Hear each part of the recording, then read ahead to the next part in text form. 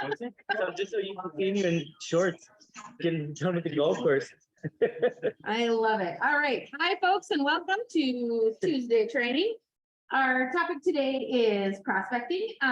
Just by way of introduction, we have obviously we're seeing in the market that between the time of the year and the holidays coming and the temperature and interest rates, it's a smaller lead pool than it is maybe at other times of the year. So in those circumstances, in order to keep your pipeline full, you got to cast a wider net. Part of the way we do that is searching for business through older lead ponds or other lead sources. So I'm going to show you a couple of just nuts and bolts things, and then I'm going to turn it over to our illustrious panel. We have our ISA expert and genius, Joe Dennis, Villela, and Austin Hardy, two of our agents who've had a lot of success with prospecting. So this is a super expert panel. Thank you guys very much for being here. Okay, so what I've got up on the screen, obviously, is Follow Up Boss. So the place that we have leads available for you to prospect in, the easiest is our lead ponds. I'm going to show you all of them that are available first, although this is not a screen that you can see from your end, but the way that we handle our lead database at PHT is by splitting them into ponds based on lead source. So we have a Past Zillow lead, PastRealty.com, Homelight and Fast Expert, Ylopo, Google. We have a gigantic absentee owner database, and then some other kind of older things. So those are the different options. What you can see over here is these are the different agents who've been added to the various lead ponds. I'm happy to add any of you to any of the ponds. I just don't want to do it unless you ask me to, because I don't want to flood your Follow Up Boss and have it look at me unless you want me to. So that's something that after today's meeting, let me know if you want to be added, and I will add you to all of them. When you are in Follow Up Boss and you want to see those lead ponds, you'll go up to this screen. So you go to All People. And then you'll go up to the box next to columns where it says Everyone. Usually this would be on me, and that's going to show you your personally assigned leads. But if you want to spend some time looking at a lead pond, you'll just open this, look at the drop down, and pick the lead pond that you want to look at. So for example, you want to look at Past Zillow leads. We click into it, you can see there's 6,000 people in there. Just like we do anything in Follow Up Boss, you can sort and filter this list lots of different ways. You can see when they were created or where they've been looking, what their last activity was. Whatever sort of subgroup of people you decide to call through, it works nicely to open it. Like, hey, look, you were texting this person. And then there's just an arrow up at the top, and you can just click through a whole list and spend some time calling through there. If you speak with somebody that you connect with, or you reach somebody on the phone that you want to keep following up with, just take a minute and assign that person to yourself. So you'll take them out of the pond and they'll just be your lead. That way nobody else from the team is contacting them. And also it's easier for you to see them in your Follow Up Boss account. So you just go to Agent and assign it to yourself, click me and the little green arrow or green checkbox, and then you're good. And then it won't be a pond any longer. Okay. Any questions on the nuts and bolts of how that part works?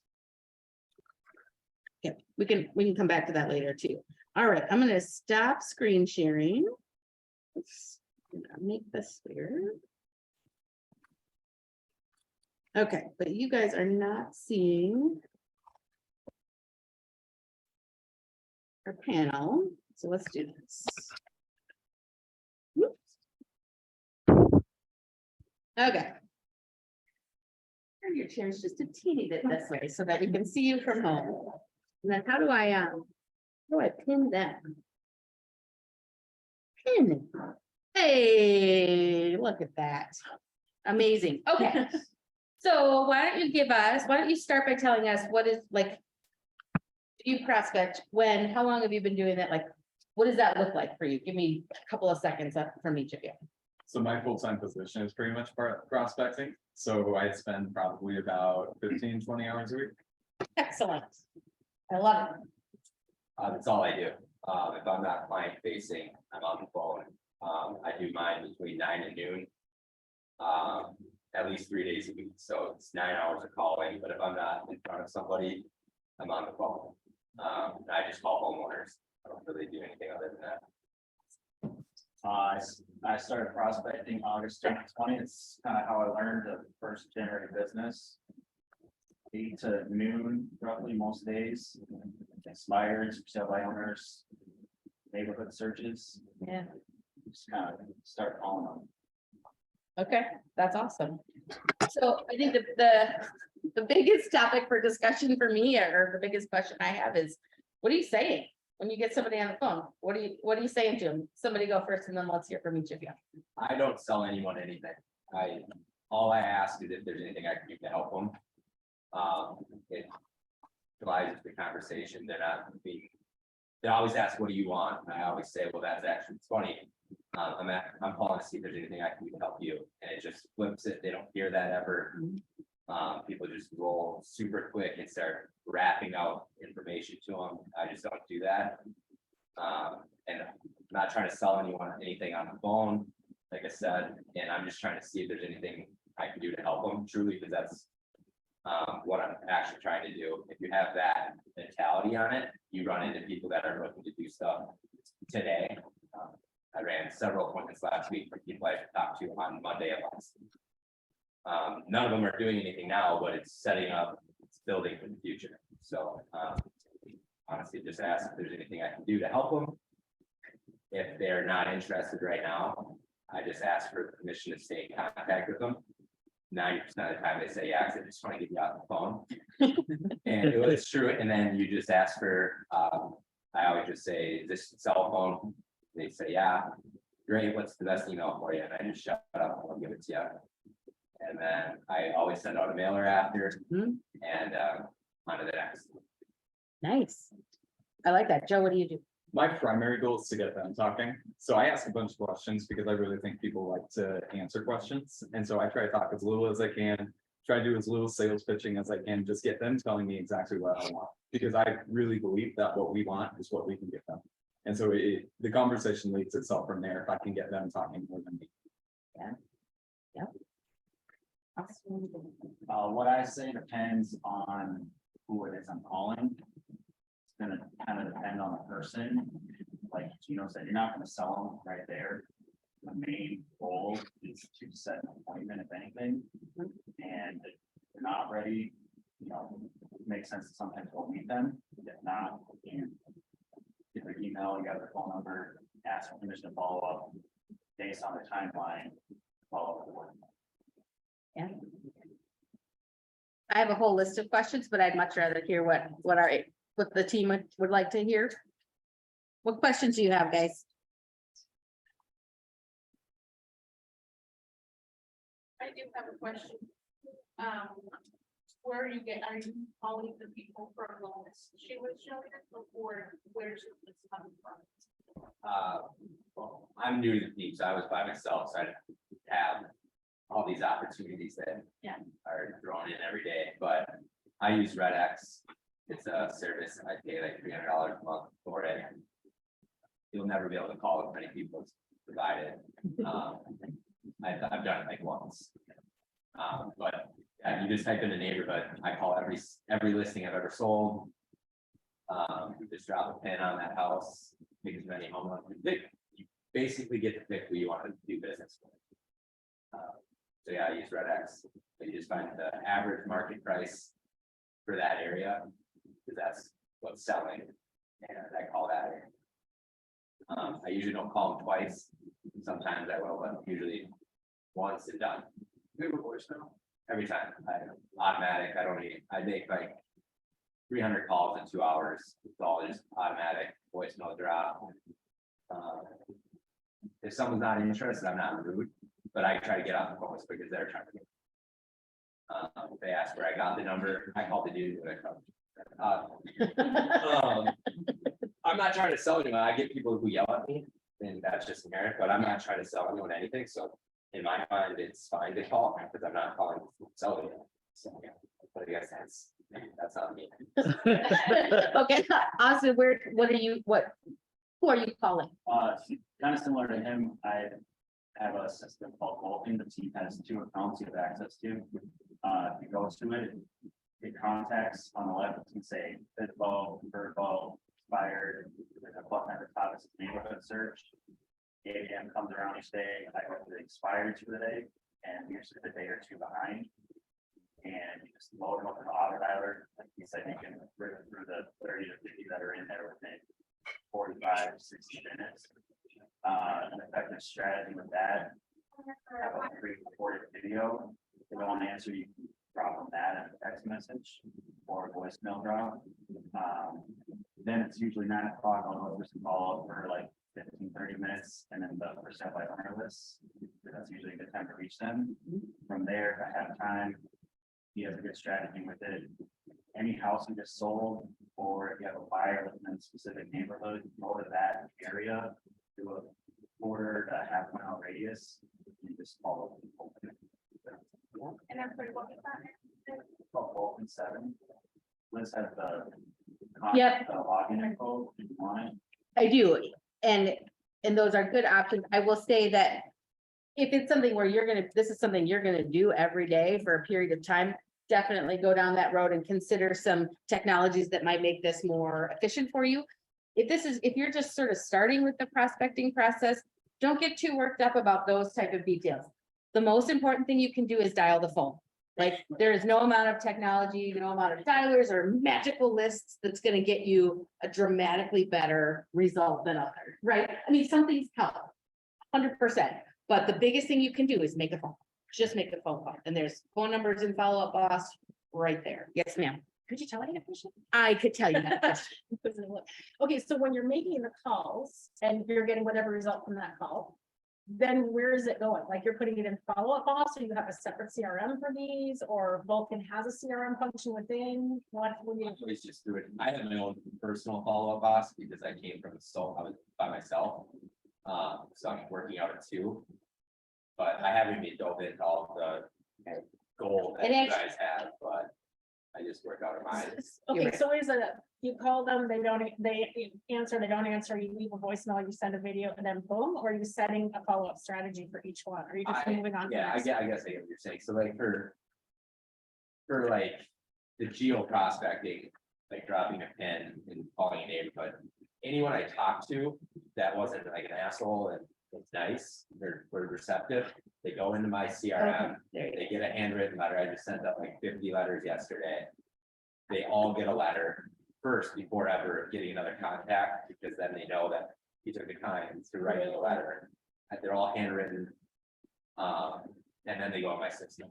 They don't go in my system. I know I've talked to lots of successful agents that do this. Some put all of them in. That is overwhelming to me. Yeah. So I only put in the people who are nice. Okay.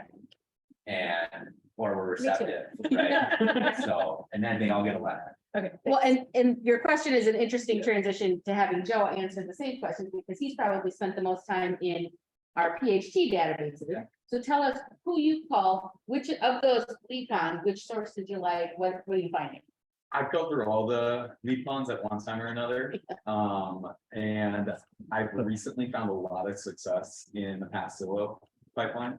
There's a lot of people that at the time were searching and now they aren't, and so it's easy to re-engage them. Yep. No matter what you're doing, like Gino said, find a way to track the people that were nice to you or were polite enough that maybe you want to get in touch with them again. You definitely want to be able to build on this effort in the future. You don't want it to have just been kind of random, right? I also, Waste your time if you don't call them back, so best thing to do, put in follow-up boss, set a task. Tag the lead correctly, and then you won't lose it. Yeah. Then it can be on your auto campaigns, your drips, your follow-up calls, videos, market updates, all that stuff. Like my first year, I was on a team with another brokerage, and all my sales were old Zillow leads. None of them, I never got any of the fresh ones. I only got like 3-4-year-old Zillow leads, and I did like 49 deals then, all off of old leads. So honestly, the older ones are usually better because they've made that initial conversation of starting to look. And now they've sat back and had time to digest, and then they're usually ready. So if I was new working through the Pemberton, follow bus, that's what I would say. I'd call all the old ones, I'd go by last contact, right on the columns. And then go from the ones that haven't been called in a long time. Yeah, I do the double call too, call, hang up, call them back. They usually think it's important, like why that person called me twice. If they don't answer, I'll text them their first name with a question mark. Those are all the things that I did. And I did every single day, 8 to noon. If you do that, this stuff doesn't happen overnight. And you're just gonna get yourself burned out if you think it's gonna happen overnight. If you do it, I promise, if you did that for a month, you'll close like 3 months, but you have to do it every month. Austin and Joe answered the same question about voicemail or not voicemail, 1 call, 2 calls, Brits, triple tap, what do you do? I'll leave voicemails, somewhat depending on my mood. Well, that's an honest answer. But I the way like- I look at it is it's free, it's like, it's easy time for you to work on your scripting. It's easy time for you to work on your verbiage. Yeah, And whether it gets listened to or not, you become better at speaking to what you have to offer them. I love that. Austin, what do you do? I'm not a big voicemail person. I mean, you can pre-record them on some of these things if you want to. That's a good idea with text, like first name, question mark, you're like, who might this be? Some are just gonna naturally call you back because, you know, I'm sure a lot of people here get a random call, you're calling that number back. That's money on my phone. So if I don't leave a voicemail, I just take the next number. What other questions do we have for them? I used to do a lot of video text messages too. Chris taught me that. And you always get a message back, always. So, I even have like this little whiteboard. If I like have extra time in the day. And like I said, I'm not on the phone, client facing, I'll take advantage of BombBomb first of all. It's a huge tool, but I have this little whiteboard and I'll write their name on it. And it'll be a video with like that 3-second caption, so they know it's specifically to them. And they'll open it, they'll watch it like 10 times, and then if they watch it, I'll call them back, but. I love that. Yeah. It's genius. It makes them know that, okay, it's not a robocaller. It's someone wrote my name down on a whiteboard, why did they do that? And so they're gonna open it. And they're gonna play it, so, I don't know, I get like. You should be making like 100 calls a day, doing that. Well, okay, that's my next question. Talk to me about volume and like, how many calls do you have to make in order to get somebody to answer? How many calls do you make total to get to a number that you like? I usually chat with like, if I make 200 to 300 calls in a day, I'll talk to like 25. Okay. 10%. But I never tracked it until coming here. I just never did. Yeah. And then Parker wanted me to track it, so I'm not doing that well at tracking it, but I would say like, I'm leaving like 100 voicemails. Some people don't like the voicemail, but it's automatically drops it for me, but Yeah. I'm talking like 25 people a day. You can convert 10% of those people into just interest, not doing business. You're gonna have so much business you don't know. Yeah. How about you guys? Joe and Austin? If you're dialing through all of us or whatever these things, you can probably get 8 to 10 people on the phone per hour. So, yeah, I think 10% is probably a good average for calls.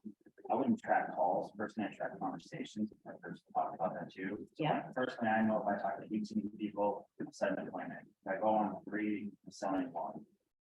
Once you know those numbers, it's gonna be different for everyone. You just figure out how many homes you want to sell, do the math backwards.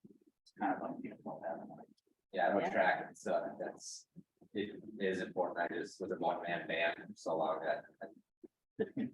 Know what I was doing. What's going on. Yeah, well, you'll hear plenty of it from Parker about tracking. Yeah, That's one of his favorite things, but I mean, if it gets you there, if it gets you to a place where you can say, I know I need to make this many calls to set this many appointments to sell this many homes, that's super powerful. like your video with Steve the other day too. It's not really one more call, it's one more conversation. But sometimes it's really just the next person on people's phone, like when you deal with people, talking to 20 people, they all told you that, you know, maybe have yourself. which might happen, like, you know, you just kind of like, you don't argue with them, you're gonna bring yourself out, you just call the next person. If you keep your mind right doing it, you'll find success. Yeah. Same numbers? Similar, yeah. It's hard because sometimes I'll go through lists and I'll talk to every other person I call. Oh. And so I go more that I want to dial for 2 hours. And I'm not gonna be done dialing until I hit that mark. And I definitely agree with what Austin's saying as far as like. Just go for quality leads, dig for gold, not for anything else. And if they aren't interested, move on, because we want to find people who are gonna Right. be good. Yeah. So do it again, Jill, you said 2 hours, out of 2 hours. Do you know how long did you say, in Austin, how long did you say? I follow this guy, Ricky Crew, I have for years on YouTube. I didn't have money to pay for a coach, and he was a free online coach. He does it in a 3x3. My entire business plan is built off of Ricky's plan. And it's 3 hours a day, 3 times a week. At least. You spend no less than that.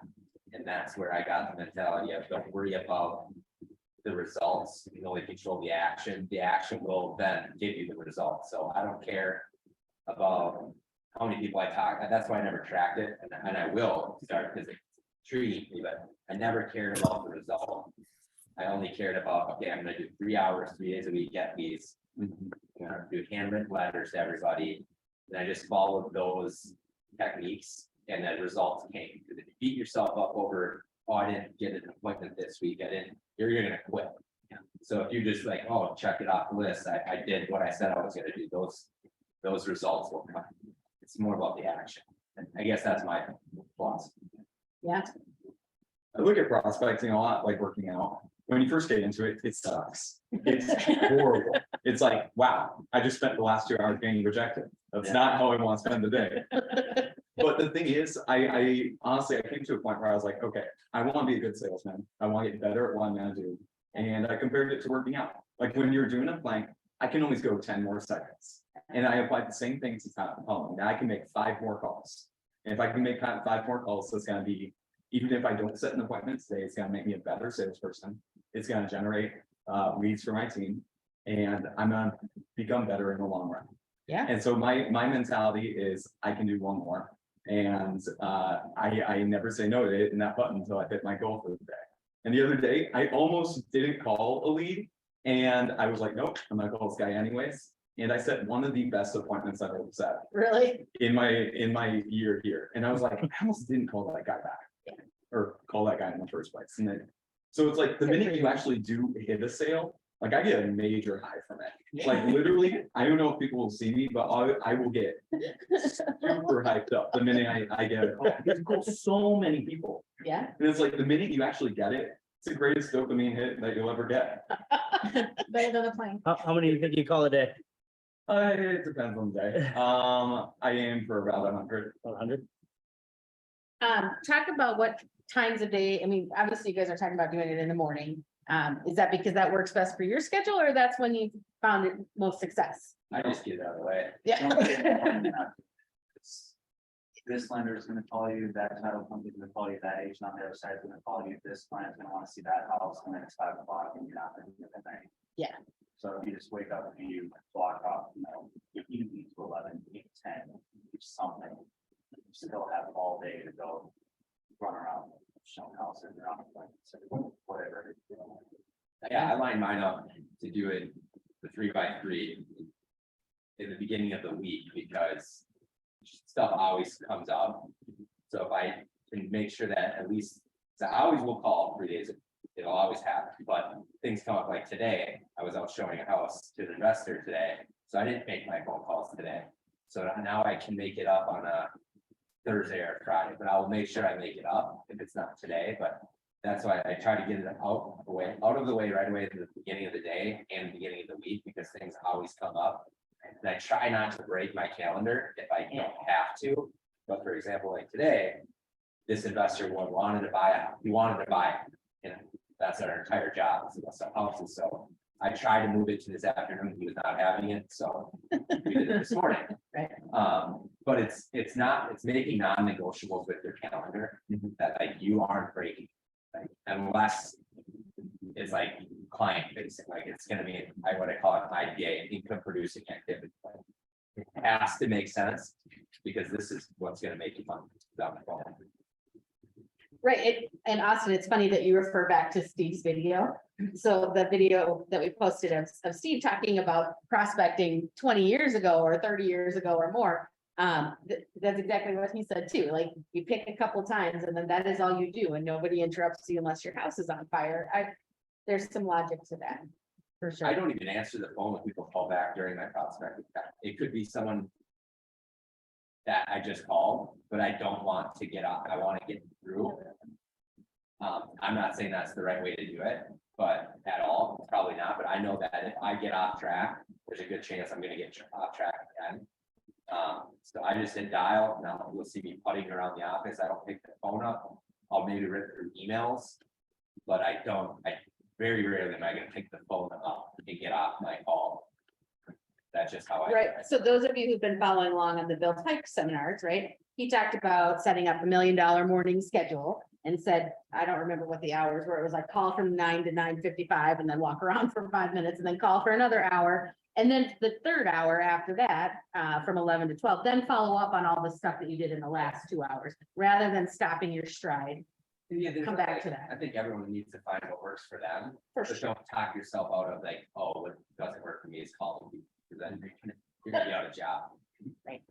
Hey Liz, Yes, Holy. coming from Zoom, there's a few questions in the chat. thank you. Let's look at that, shall we? So just out of curiosity, are you finding more buyers or more sellers or? I only call homeowners. The only buyers I work with are from the team, like. So you're finding more sellers? Yeah, because my ideal client is buying and selling. Yeah. And the price point I want to work in the area. So they're always buying and selling. Majority of the time, right? And that's your ideal client, that they've done it in the past, they know the process, they know what it takes. They're most likely hanging out with other people who own houses. It's all a trickle effect. It's all. There's a reason for it. I don't call homeowners because I think it's fun. I try to have fun doing it. But they're your ideal client. They're buying and selling. They know the process. They usually have money. They have equity in their home. Maybe they're gonna give you a referral to a neighbor.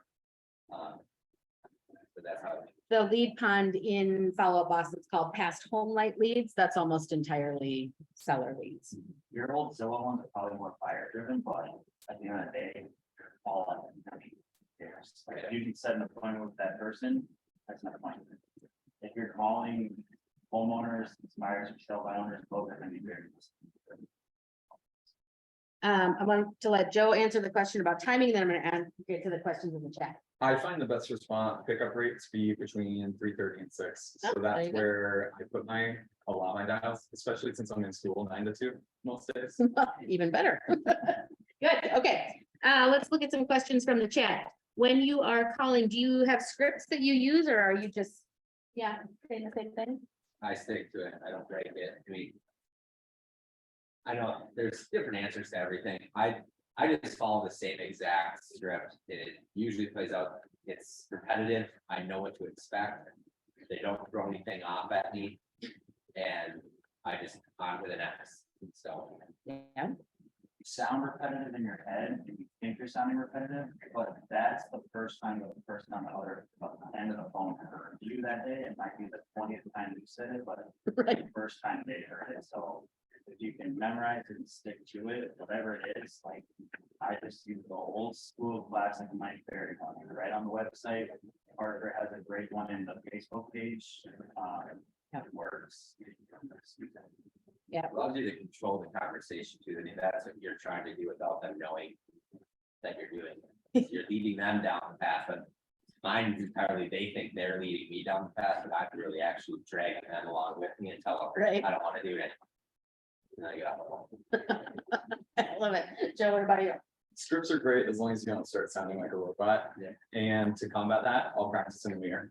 It's super awkward, super weird. My roommates think I'm whack, but Easy, Jeff. but I'll be in the mirror, like things I say all the time. I'll practice them plenty of times before I get on the go. I love it. I don't sit down when I call either. I don't know. Mhm, Love that. mhm. I'm just like fancy, energetic person as it is, but there is something we said, like, if you're bored already, they're gonna hear it. Yep.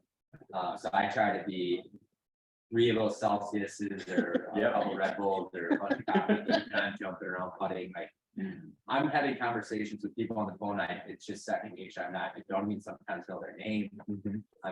It just comes out and I'm having fun putting a ball around. They have no idea.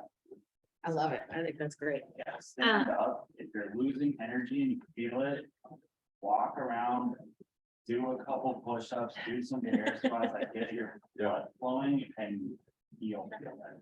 For sure. Something that in Bill Pipe's seminar that I think the full ISA thing, we like, the minute he said this, we were all texting chatting like, this is huge, this is like key. And he said your tonality and your posture have some of the strongest influence on your leads. And so especially on days where I'm not having any luck, where I'm not having any bites, it's really easy for me to just start lounging in my chair, leaning back, and I would have to fight that. I need to get up, start moving around. You'll see me walking around the office all over the place when I'm battling. Yeah. Yes, we do. I love it. That's great. Gino, who's the YouTuber, the coach that you said online? Ricky Carew, I mean, I don't know, if you're not following him, you're doing yourself a disservice. It's 100% free. He's got tons. I listen to him in the car every single day. I don't listen to the radio. I don't listen to anything but, well, I'm a big face. I listen to Joel Osteen and Ricky Carew. This is the only things I listen to in my car. There you go. What's and that do last you- name? Can you spell it at all? Do you know? Yeah, Carruth. It's a Alabama boy, and he sells over $1 million every single year. And all he does 0 paid. I got into it because I didn't have any money to buy Zillow leads and stuff like that for coming here, so. Yeah. I don't know, I and love then he coached a guy named Quintavious Burdett, who's the second largest Remax agent in the world. He's only been in the industry for years, and they use the exact same formula, the exact same plan. It's all about relationships over transactions and just talking to people. Don't sell them, help Perfect. Thank you. them. Keep your root. Well, I'll put it in the Slack channel when we post the recording as well. Similarly, Too Nice for Sales, the book that we keep talking about, the Barry Jenkins book, is a lot of the same concepts where we're talking about building relationships and how can I help a person rather than how can I sell to you. Let's see, do you send a letter to everyone you contact or just the folks you speak with? Anyone that did not hang up on, There you go. Perfect. And what does your letter say? well, when I'm cold calling, I have a notepad, you'll see it's a legal pad, and I write down everyone I talked to and what their name was, what we spoke about, so that I can reference back when I write them a letter. It's not typed, because anyone can type a letter, it's Yep. handwritten, and it says, thank you, Mr. and Mrs. whatever. You're taking the time to talk to me about your specific home. I know, like, yesterday I talked to a guy that's gonna be moving to Germany. I just said, hey, hope the trip to Germany goes well. So they know that I took the time to actually listen to them, Mhm. and they get a card, and then I'll follow up with them down the road. I love that. Let's see, so Alexa wants to know. What's the first thing you say on the phone to them? So they say hello and you're like, hi, is this whatever? And they say yes. I ask for them. So yeah, I ask for them. Then I ask basically how you doing. Sometimes if you control the conversation, someone won't even ask you how you're doing. So I go, oh, great, I'm doing well. I'm doing well. It's just because then you're taking the time, you're leading the conversation. It's the exact same thing every single time. I try to neutralize it. Like, it's weather, like now we've had everyone's been watching the political campaigns on. No one likes watching those, right? So, oh, I'm glad that the midterms are coming up, aren't you? And then they'll go off, they'll tell you how they vote and all that stuff. And then I just say, well, hey, I know you're busy. I don't want to take a ton of your time. I just sold X down the street. I was wondering if there's anything in the world I can do to help you. And So then you do just you shut up. tell them early on who you are and where you're coming from? I've heard his script so much, I can tell you this. Oh, okay. Yeah, I tell them exactly who I am, but I get off that really quick. And I just ask how they're doing, and then I tell them how I'm doing. And then I talk about something that's completely unrelated. Yeah. Because then most people are calling to sell them something, they want to jump right into it, they're not even listening to what you're saying. So I just say, God, it's been pretty shitty out lately, and just shut up. Yep, and then a lot of times they'll be like, well, what do you want? I'm like, "Oh, funny, I'm calling, I'm not seeing what you can do for me, I'm seeing what I can do for you." And then they're like, what do you mean? That's awesome. It I works love for me, yeah. Yeah, what do you do? I usually just pick up the phone and be like, hey, is this Liz? And then you go, yep. And then from there I said, hey, and it changes based on database, but like if I have them if they were originally from Zillow, I'll just say, hey, my partners at Zillow notified me that you were potentially looking for a home in the Minneapolis area. Do you mind telling me a little bit about what that looks like? And then you just, I don't even ask them if they're searching for a home right now. I just say, hey, what does your ideal home look like? Nice. And you start talking about it, and it's just like from there. And who can, I'm sorry, who can hang up the phone on Joe? Like, you are just the sweet. I don't know, they do it all the time. I love it. Austin, what do you say? I'm so opposite, I'm where the point, like, is this Liz? Yes, I'm Austin, Heritage Homes, your home came off the market. Are you still intending to sell it? Mhm. Yes, great, I'll go on to something. No. Interesting, where were you planning to move into this? And then you kind of open up that conversation of, you're not trying to force something down the throat. I'm gonna start opening up, even if they say no. Yes, great.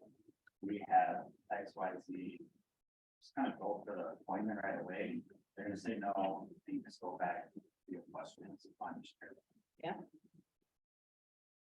I've recently seen a lot gotten on the phone with a lot of people who are just kind of disappointed overall because they're not able to find what they want, or interest rates are hitting 7%.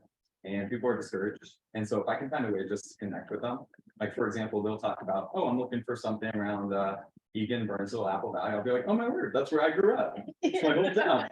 Or like they'll talk about being out west of the cities, and I'll just kind of chat like, oh yeah, that's where I'm from. And if you can build like a local connection they love that area, they want to move to that area, and if you can relate to that in any way, it builds a great connection and it builds a lot of trust. Nice. With the way people prefer to speak over text so much in general, do you ever reach out via text versus call or email? I saw a thing the other day that said, emails and texts draw interest, phone calls, drive conversations. You're not gonna really get anywhere without a conversation. Yeah, no, I think one of the things that the gentleman I told you to follow, his biggest thing is, we're not gonna be replaced by technology because every transaction is voice to voice. We need that person. We tried it. So many of these iBuyer models that try to kill the industry, but it's all voice to voice. I don't waste my time too much on the text messaging. And like I said, I get through my call, but I'll do the video text and like I said, the name question mark, but that's secondary to the phone. I couldn't have said it any better than Austin did. Every goal for a text or an email is to get them for a call. Right, okay, any lingering questions? Folks at home? You look like you were thinking about it. No, okay. Okay, well, Sharon, tell us what the question is. I'm excited what's gonna ask you. So who is running tomorrow night? Me? You, Yes. can you tell us a little bit more about? Yes, that? okay, so tomorrow night, we're gonna have an opportunity to put these skills in action.